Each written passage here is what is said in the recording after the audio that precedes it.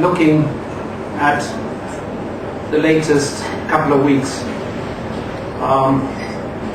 I think perhaps there was a great underestimation of what was going on. I think many of us perhaps thought that, well, this might pass. This could perhaps last a few days, perhaps a few weeks. We're now into almost the sixth week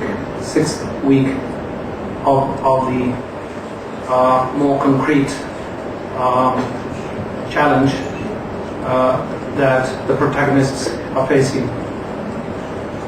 What happened on April 10th was certainly a tragedy.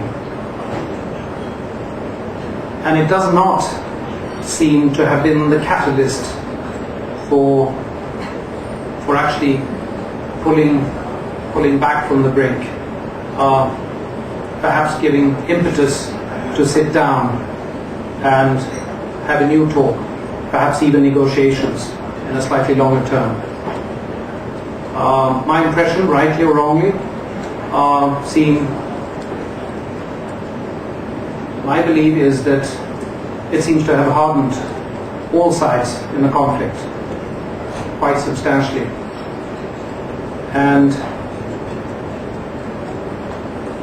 the spectre of seeing the anti and pro-government demonstrations now clashing yesterday as a little hint of uglier things to come. I think that in itself is an extraordinary, serious development. We sometimes hear that Thailand is rather good at pulling back just when they are at the brink. It's sort of, we hear it sometimes that not to worry, when you're right there at the brink, that's you'll see, they'll pull back. Well, it didn't seem to have worked on the 10th of April. It just didn't work out that way.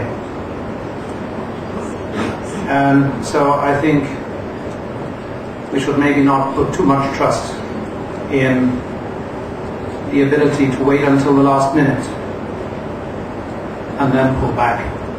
I think what we are concerned about, many of us in the diplomatic corps, I can only speak for Sweden, but I think what we are concerned about more than anything else is when you start having misunderstandings, when you start having miscalculations. You think that the other part will do this or will do that, but maybe it doesn't. Maybe the other side will not back down when you thought that he would because of the threat. Maybe one side will say, well, they'll never come and get us. They'll never use live ammunition. Too many casualties. This is simply too dangerous. Well, maybe we shouldn't be so sure. Right now, a lot is threatened. Stability, prosperity, and I do, maybe I'm simply born an optimist, I do believe there's still room for negotiation, there's still a chance to pull back from the brink. The options seem to me at least to be narrowing rather quickly now.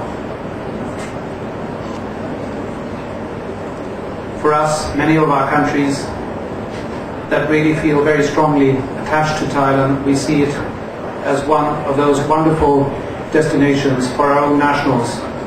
For my country, for instance, it is indeed the top destination for holidaymakers of Swedish nationality. I know it is for a couple of other countries as well.